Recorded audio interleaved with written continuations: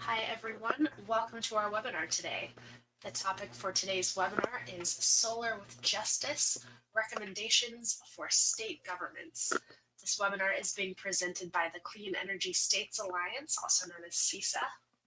Before I pass this over to our panelists for today's webinar, I'd like to go over a few quick housekeeping notes. All of our attendees for this webinar are in listen-only mode. You have a couple of options to join the audio portion of the webinar. You can call in using a telephone, or you can connect using your computer mic and speakers. If you'd like to minimize the webinar console so that you can view the presentation full screen, you can click on the orange arrow that you see circled here. You can also click on that arrow to expand the webinar console. A very important note, we ask that you please submit your questions and your comments throughout the webinar by typing them into the question box on the webinar console and hitting send. We're going to save about 15-20 minutes for a Q&A with the audience after our presentations, and we would like to get to as many questions as we can. To make sure that we get to your question, type it in when you think of it. Don't wait until the end. Final note, this webinar is being recorded. We will send you an email probably this afternoon or tomorrow at the very latest with a copy of the webinar recording, both the recording and the slides, and we'll also post those materials on CESA's website at cesa.org/webinars. And that URL is a good one to know because it also lists information about upcoming webinars in addition to all of our archived webinars.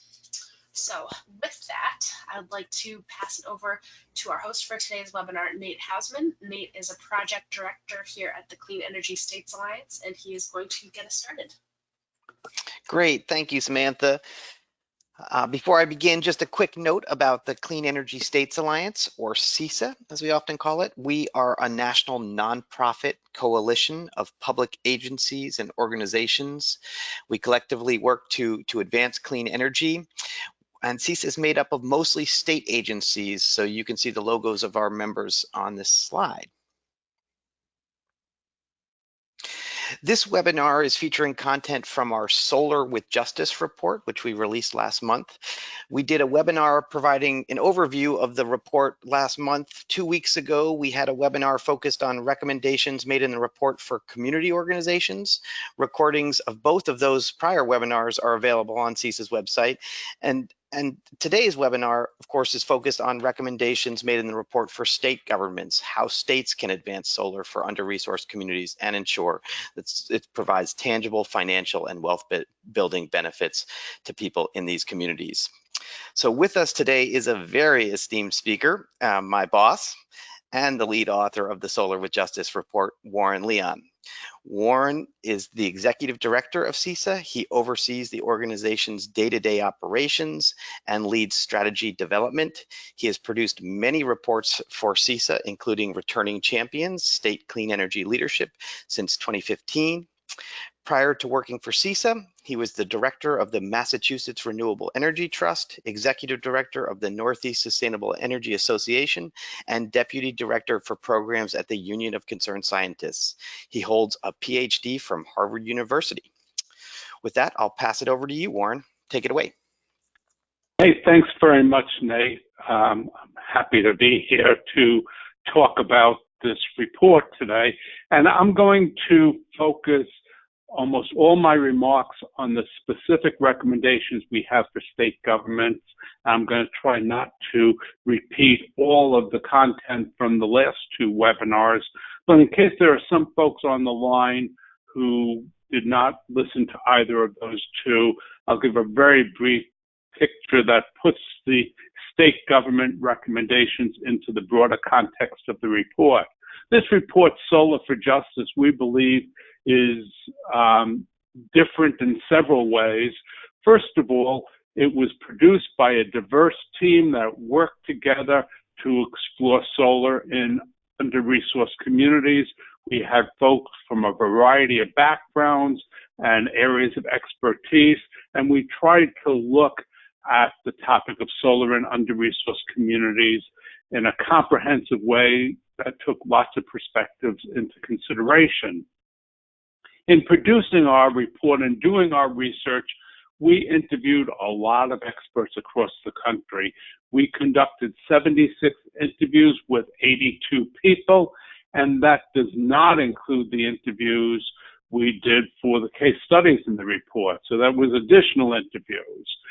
When doing the interviews and producing the report, we gave special consideration to learning about and incorporating the viewpoints of leaders of community organizations within under-resourced communities.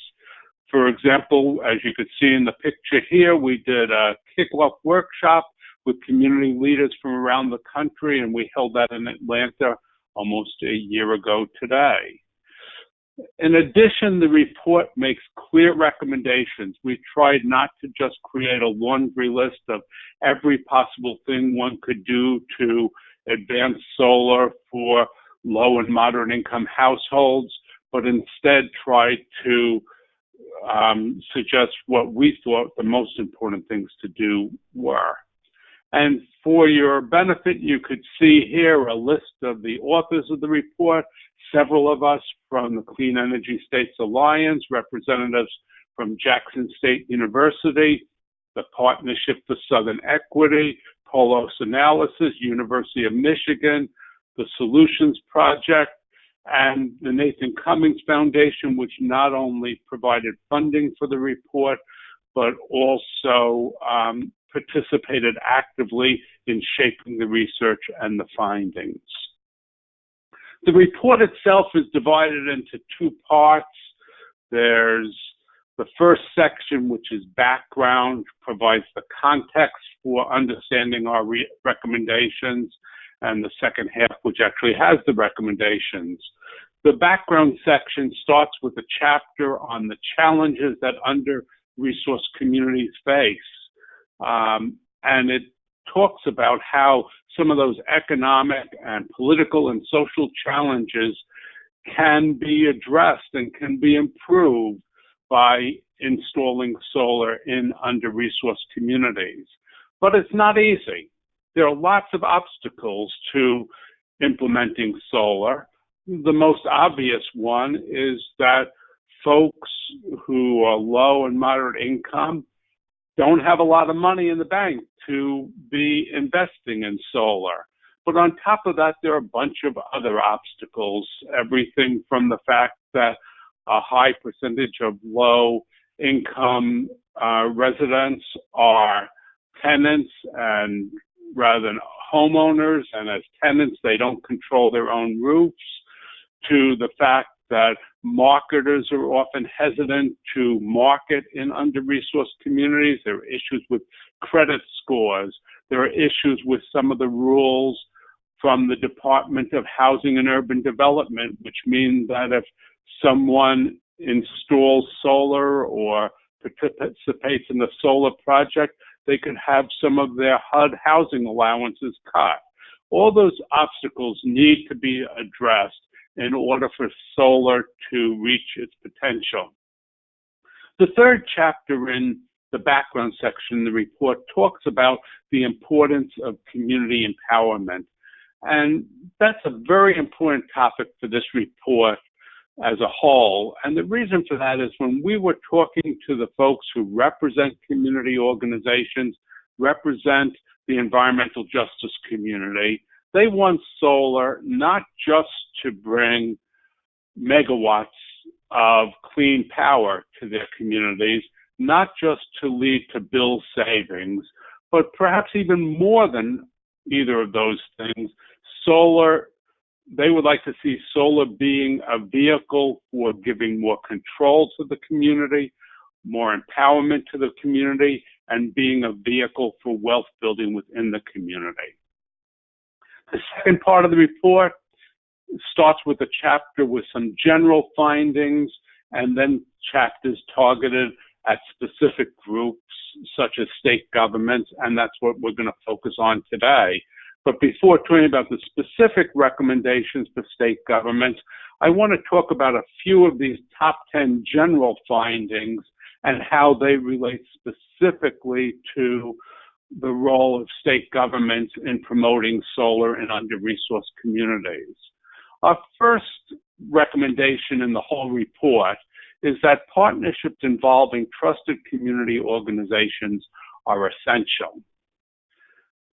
Those organizations understand the local community, they have the trust of the local community, they can help identify what the community needs, they can ensure that solar is developed in a way that will meet the needs of the community and will receive a positive reception in the community. And all players in the solar ecosphere should be looking to create those sorts of partnerships, and state government agencies should be doing that as well. The third recommendation is that installations for community institutions deserve special consideration. There's several reasons for that, and state agencies should be thinking about what they can do to promote those sorts of installations. First of all, installations on significant community institution buildings can be highly visible. They could have a significant educational benefit. They could help get buy-in into the solar economy, because if a church, for example, installs solar on its roof, all the congregants of that church feel like they're part of making solar happen. They're getting benefit from solar.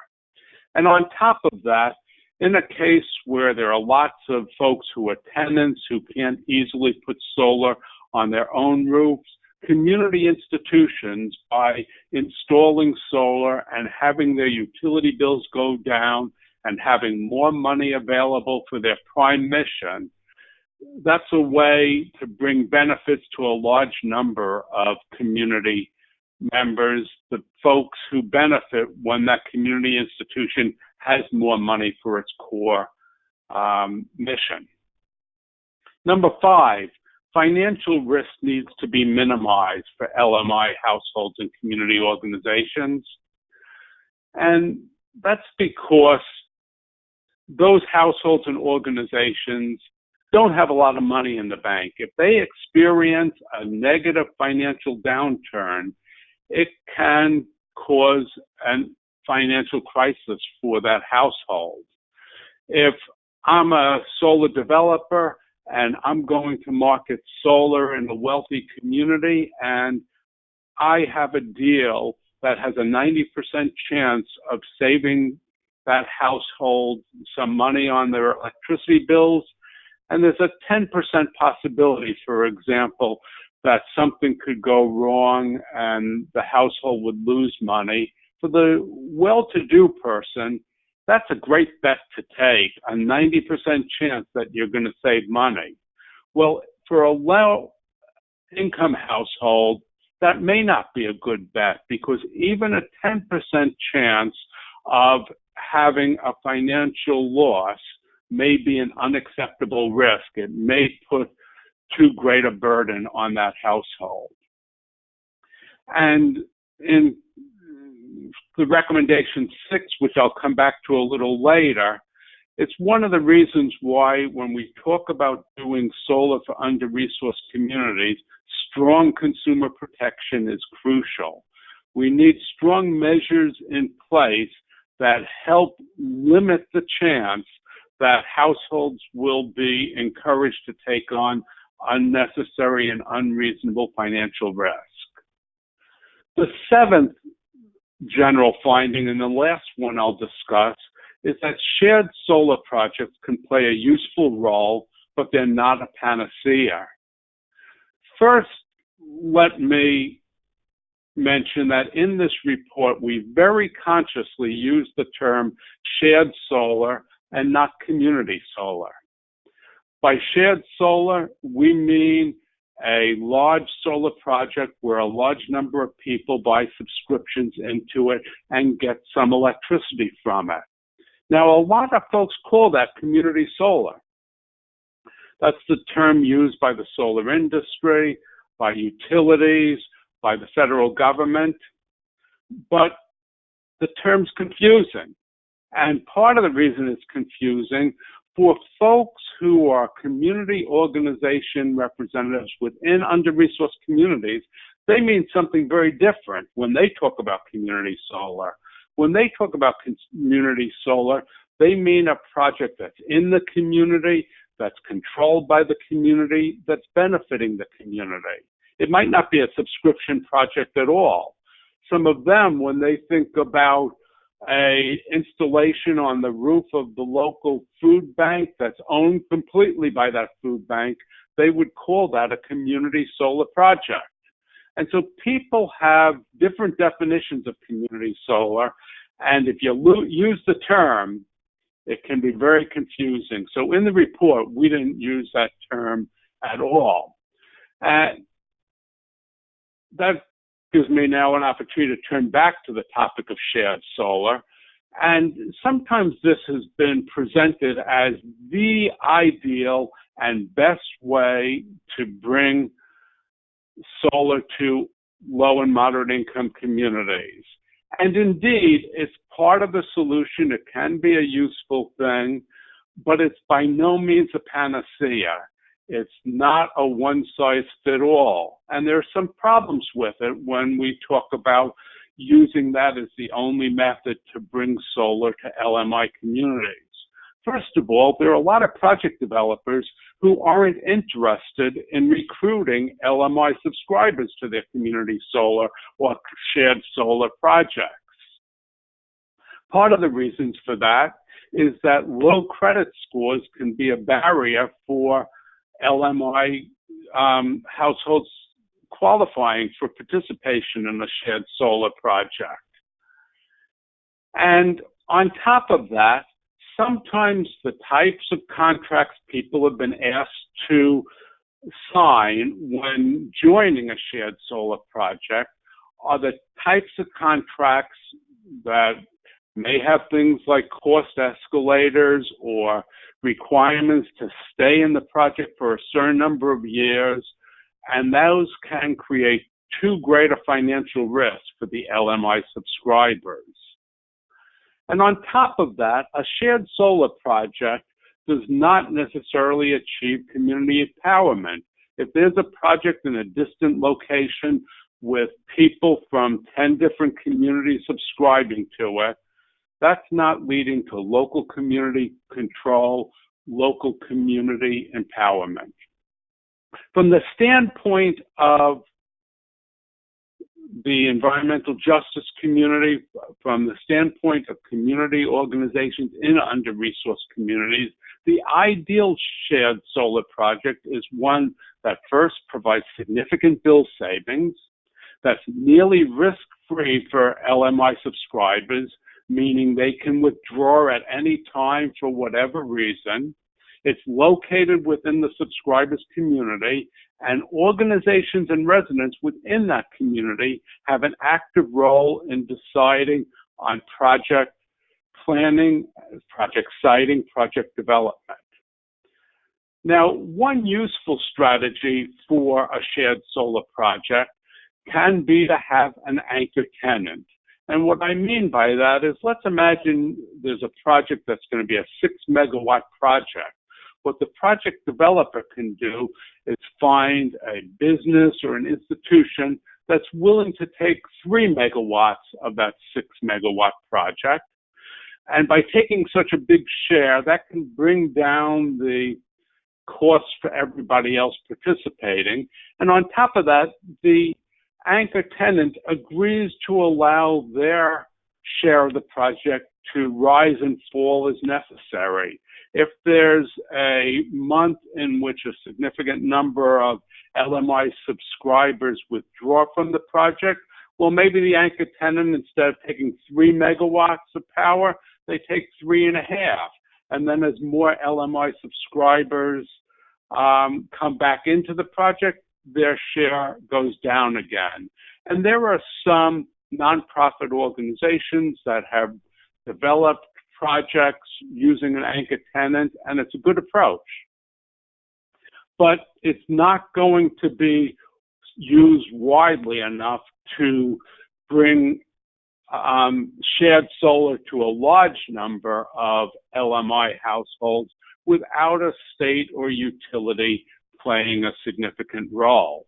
what a state or utility can do to advance shared solar is to require participation from LMI households, offer special incentives for those households, and implement special consumer protection measures that protect those households. Let me turn now to the 9 recommendations we have in the report aimed specifically at state governments. And the first one is to measure progress towards energy equity.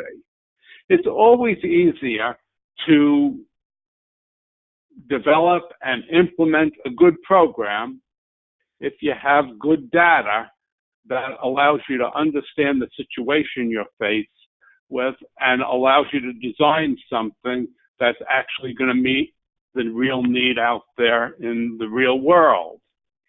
The types of questions a state agency can ask are, how are solar installations currently spread among the different population groups in my state?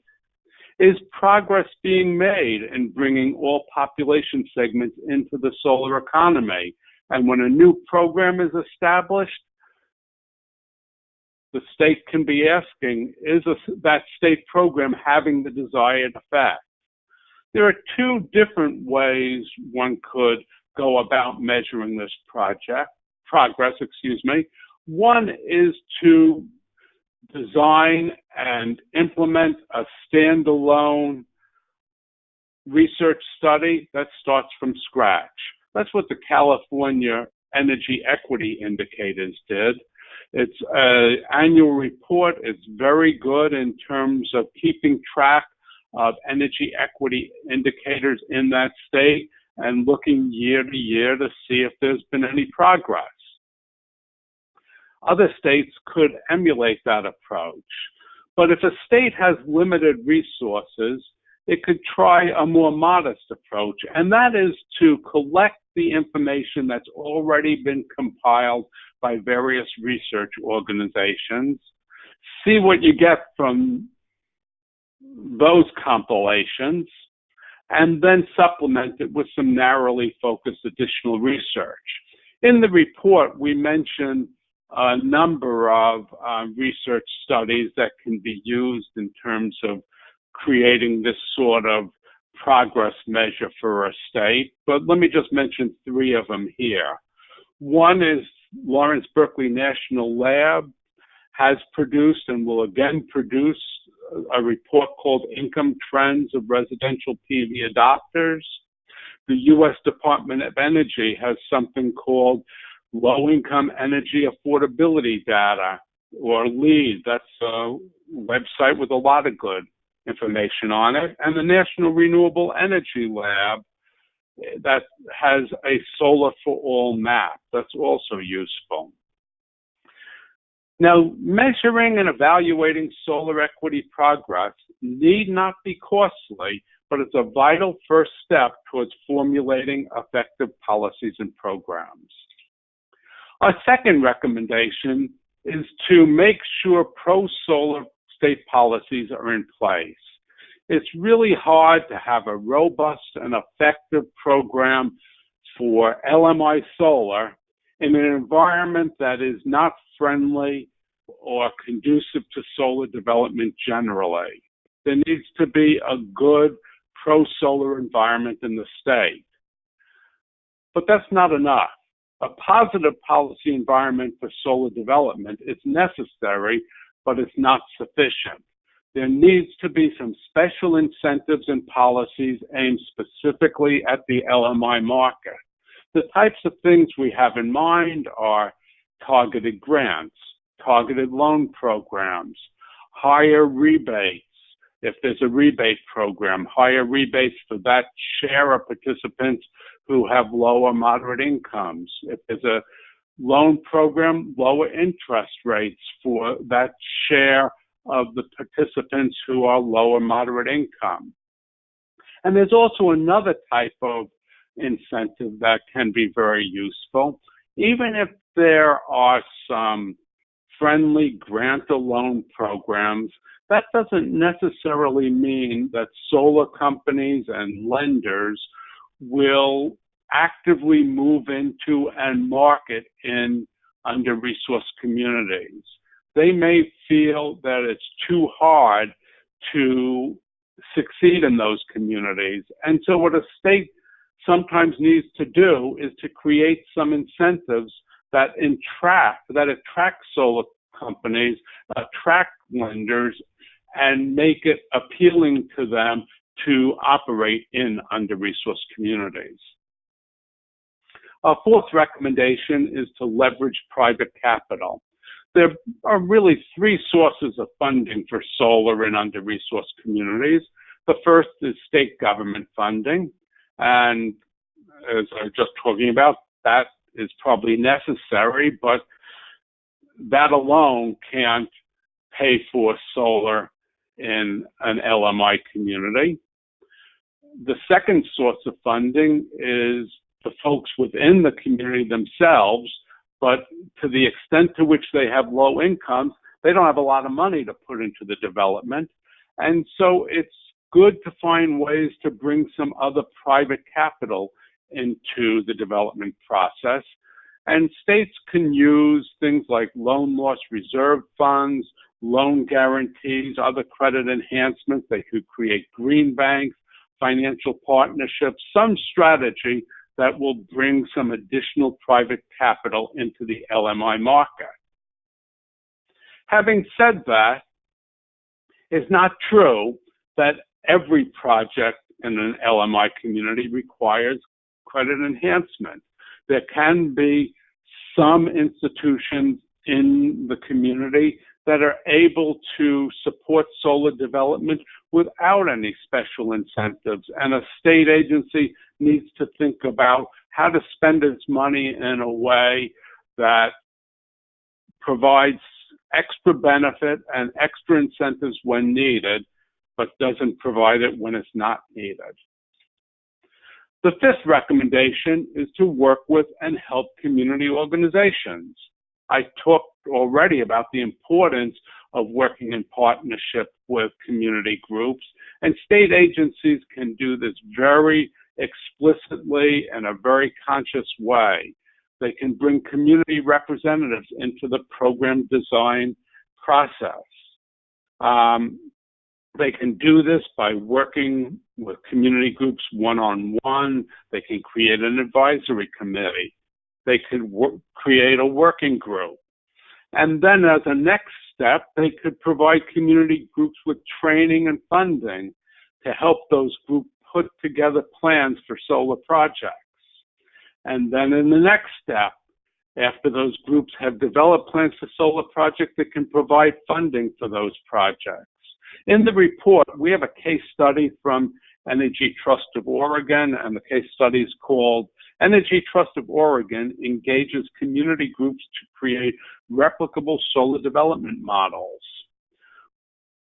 They've done a very good job at Energy Trust in coming out with a step-by-step approach that involves community groups every step of the way. And I encourage you to read that case study and see if there are ways in which you could take a similar approach in your state.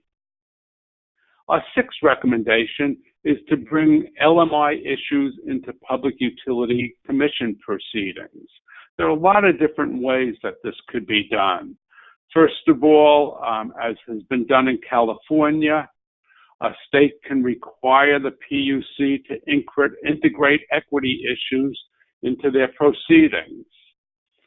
They could include LMI provisions and programs in utilities integrated resource planning IRP processes and require utilities to include those provisions. When there's a rate design case underway, they can see other ways to support LMI solar. You know, for example, as is happening in a bunch of states, if a state's undertaking net metering reform, and that net metering reform might reduce solar compensation over time, well, perhaps LMI customers can have a longer grandfather period. They may be allowed to continue with traditional net metering longer than other customers. There are a lot of billing, software, and administrative challenges linked to dealing with certain types of solutions for LMI solar, and public utility commissions can tackle those challenges. And finally, there are existing utility rate discount programs for low-income customers, and PUCs could work to integrate solar into those programs. Our seventh recommendation is to design solar programs for specific market segments. The LMI market is not a unitary whole. There's a lot of segments. There's a difference between residential customers and institutional and business customers. There's differences between folks who live in multifamily housing versus single-family housing. There are differences between older retired households and young households with just a single person in it. There's differences between urban environments and rural environments. And no single program is going to reach all those market segments. To tackle solar for the LMI audience, a state should first analyze its LMI population, see what sort of subsegments there are, and figure out which ones they need to and should tackle with special programs. For many states, multifamily affordable housing is going to be an important segment to consider, and it's one that requires special strategies. It requires special strategies for a couple of reasons. First of all, residential solar installation companies have a lot more experience with single-family homes than they do with multifamily housing. And on top of that, there are a variety of complicated financial and administrative issues involved with incorporating solar into multifamily affordable housing developments. That's an important market segment is not the only one. Connecticut focused on a different segment. When they looked at their population of low and moderate income households, they discovered that there was a significant number of single-family homeowners who were within the LMI population. But those homeowners were not adopting solar as rapidly as more well-to-do homeowners in Connecticut. So they decided to come up with a special program, and we describe this program in a case study in the report. Elements of the program include the fact that it employs a public-private partnership. It specifically serves LMI homeowners. It maximizes financial benefits for participants. It's designed in a way that protects participants from financial risks. And it supports solar contractors to encourage solar contractors to enter the LMI market. We at CESA received a contract from Department of Energy to focus more attention on the LMI market. And one of the things we're going to be doing under that grant, and you'll be hearing more about this in the next weeks and months, is going to be focused on seeing if we could help other states look at this LMI single-family homeowners market and replicate what Connecticut has done. We're creating a working group on the topic, and if you represent a state agency and want to learn about joining a working group to explore what can be done to reach LMI single-family homeowners with effective programs, contact Nate Hausman at nate@cleanegroup.org. Our eighth recommendation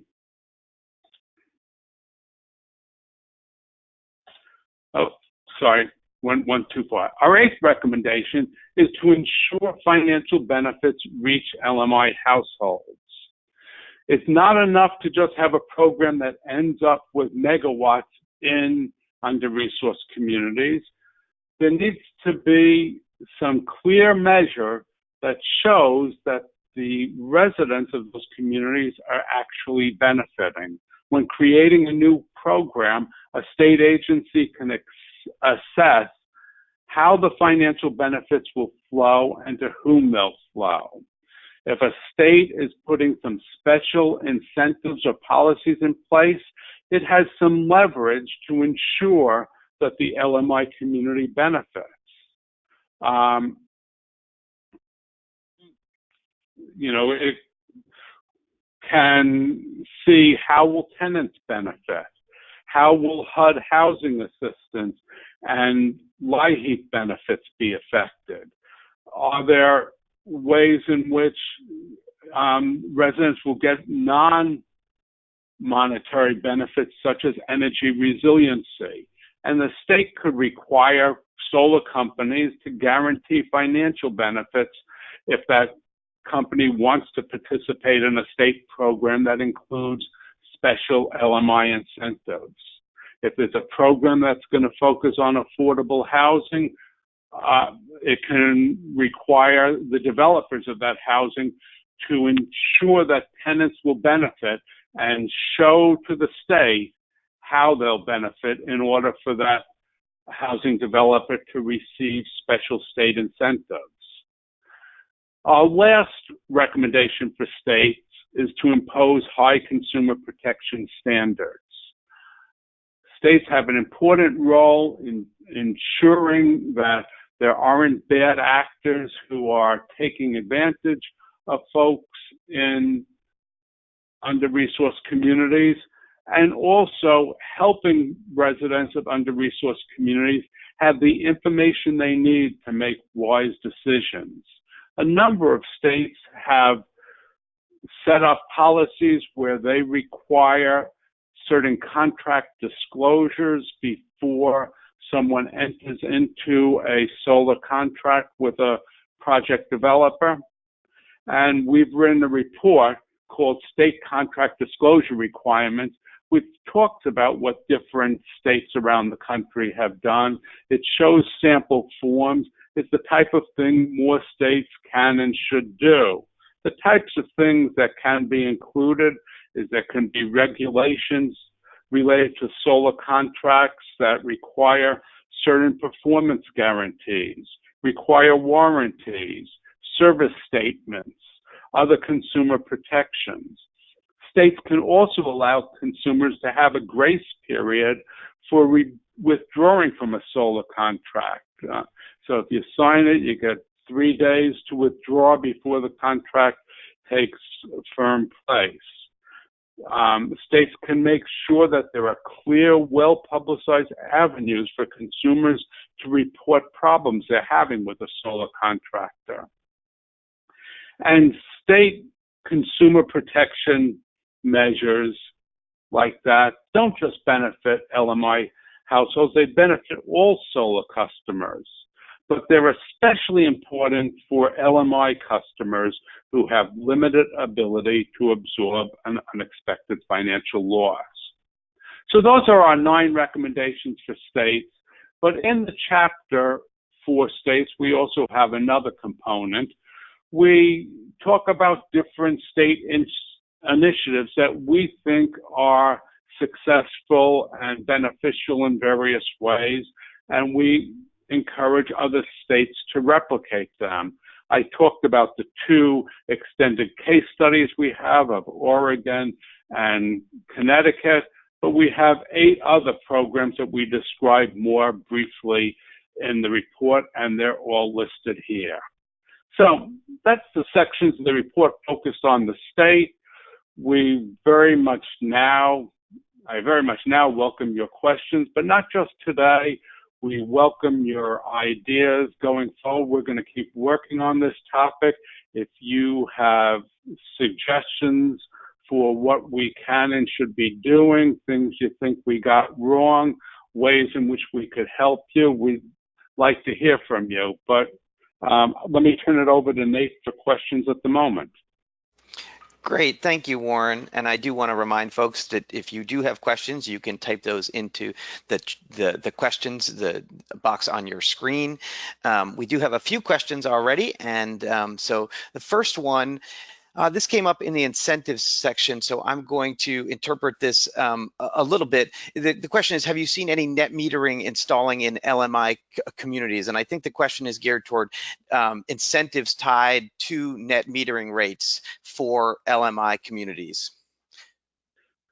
Well, there are certainly folks in LMI communities who can take advantage of net metering.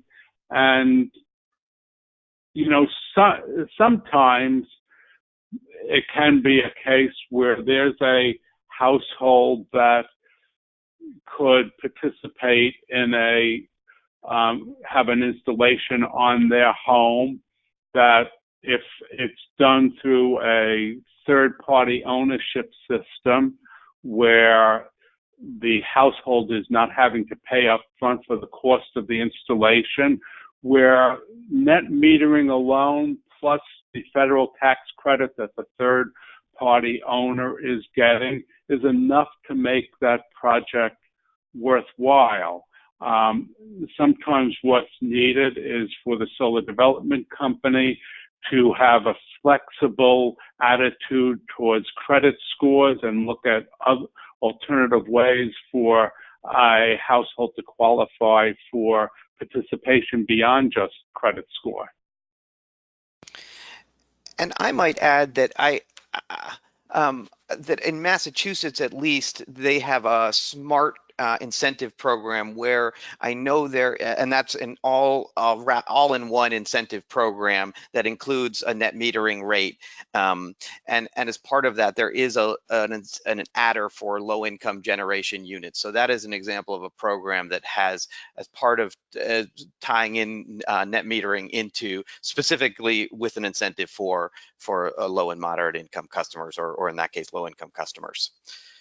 Good point.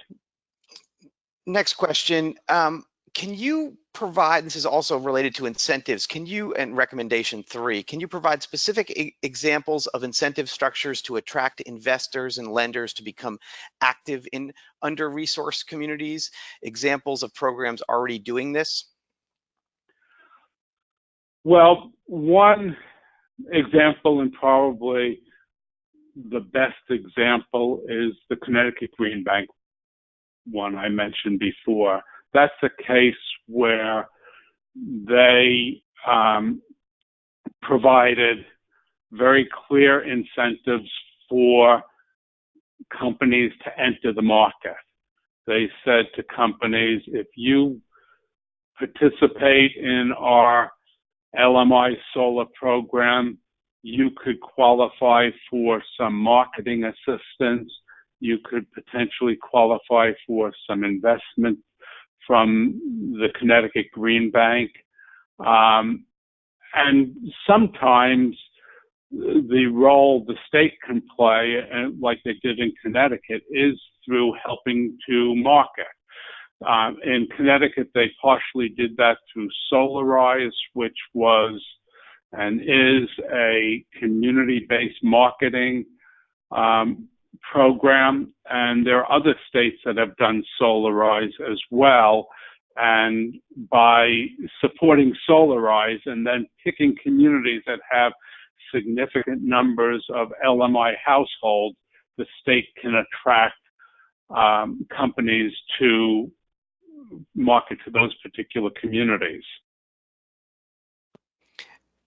And if I might tag on to that, often ways to attract private sector investors and lenders can, come under the banner of credit enhancements, and generally those are loan loss reserves, interest rate buy downs, loan guarantee type programs.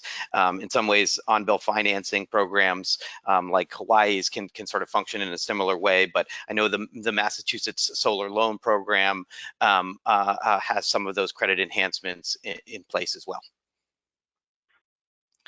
Next question is, how often are LMI communities interested in getting in solar? How big is the demand in this market?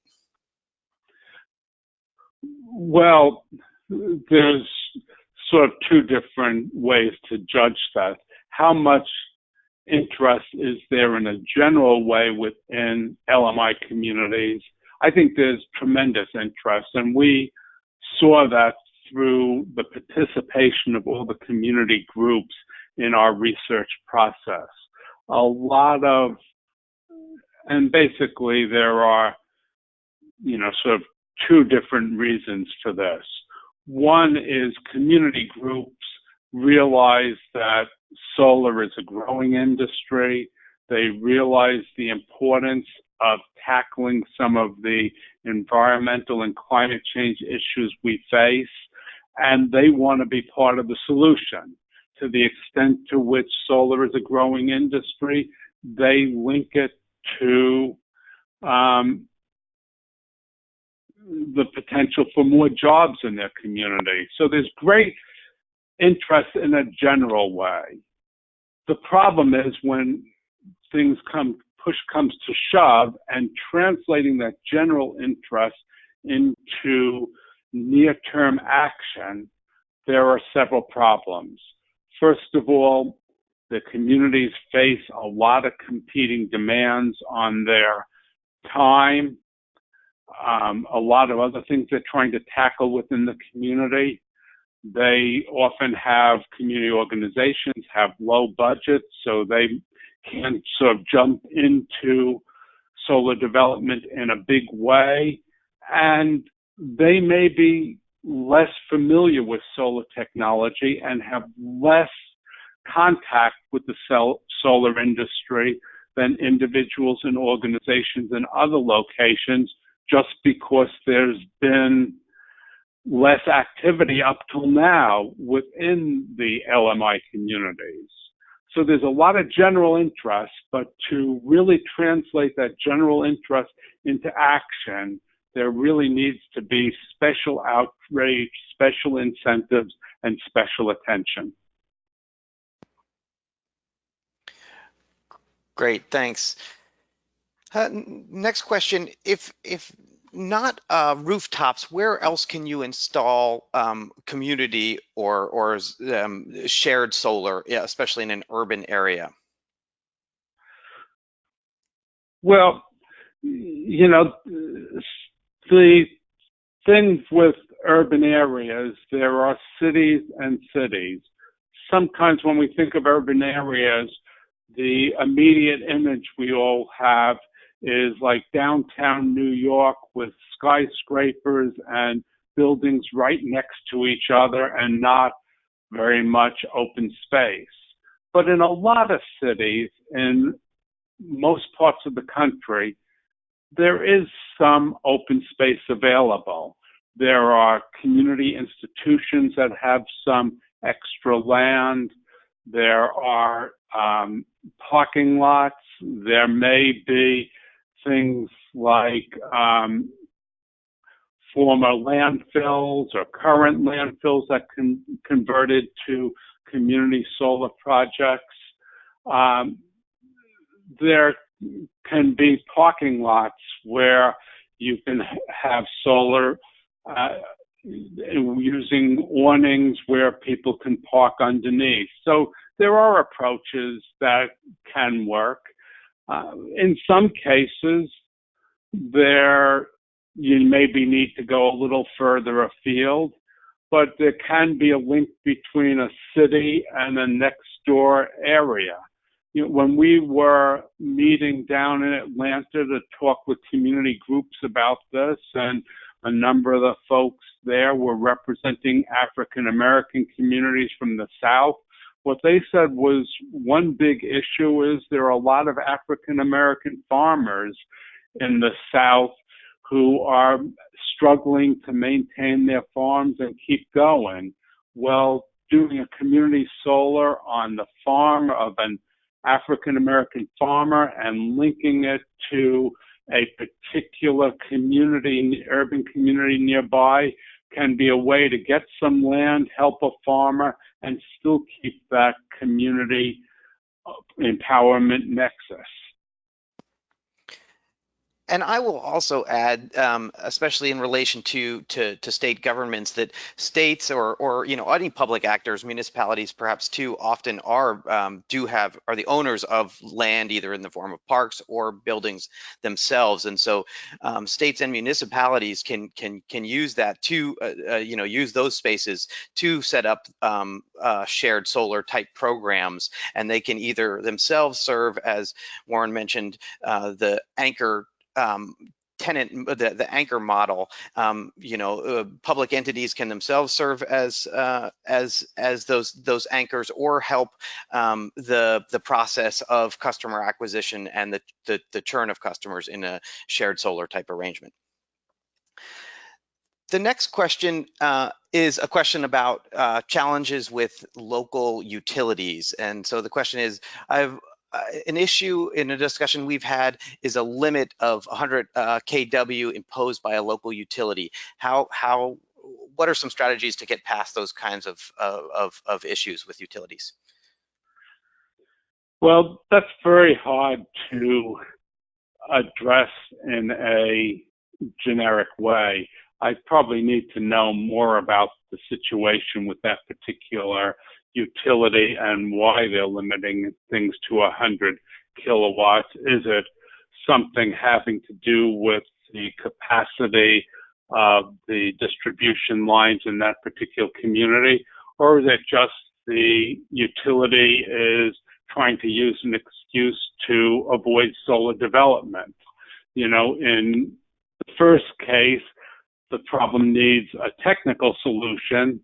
In the second case, it's more of a political public relations solution, which may involve just embarrassing the solar company and giving them some bad publicity for why are they holding back what's obviously a desirable technology and doing it in a way that's not helping communities where there are folks with economic needs. But it can also, as I said, it may be the case that it really is a technical problem that the utility has some limits on what it really can install. So you got to investigate the particular case. Great. Well, we've reached the end of our questions for now, so I'm going to, I'll encourage anyone who still has remaining questions to send them in now, but I'll take just a brief moment to emphasize one point that Warren made earlier, and that is, through a U.S. Department of Energy supported project, CESA is working with various partners to help state agencies learn about and replicate one of the promising models that Warren outlined, and that's Connecticut's. We think Connecticut's solar financing and marketing model for single-family homeowners has been really effective, and so we're providing an opportunity for state agencies to learn more about the model through a state working group. So if you're interested in this working group, you'll receive information about Connecticut's program, resources on designing and implementing similar solar programs, access to technical assistance from members of our team, and potentially other support for establishing programs for LMI homeowners in your state. So if you're interested in this, I'd encourage you to email me at nate@cleanegroup.org. You can see it on this slide. And if there's no more questions, I will thank you, Warren, and I want to thank our audience, and I will pass it over to Samantha to close out. Thanks, everyone. Thanks, Nate, and thank you, Warren. So before you go, we want to let you know about a couple of upcoming webinars that we're hosting in February. On the 6th, we have a webinar with a guest speaker from Wood Mackenzie Power and Renewables, Dan Finfoley. This is an annual webinar that we host where we discuss the state of the U.S. energy storage industry in the previous year. So we'll be talking about 2019. And on February 12th, we have a webinar featuring the Soleil Lofts Solar Plus Storage project that is in Utah. And it is a very interesting project. So we hope that you can attend those webinars. You can learn more at cesa.org/webinars. And again, keep an eye on that link. That is where webinar materials will be posted. We'll also send you those materials in a follow-up email. So thank you very much, everyone, for attending today. We will see you hopefully at the next webinar. Goodbye.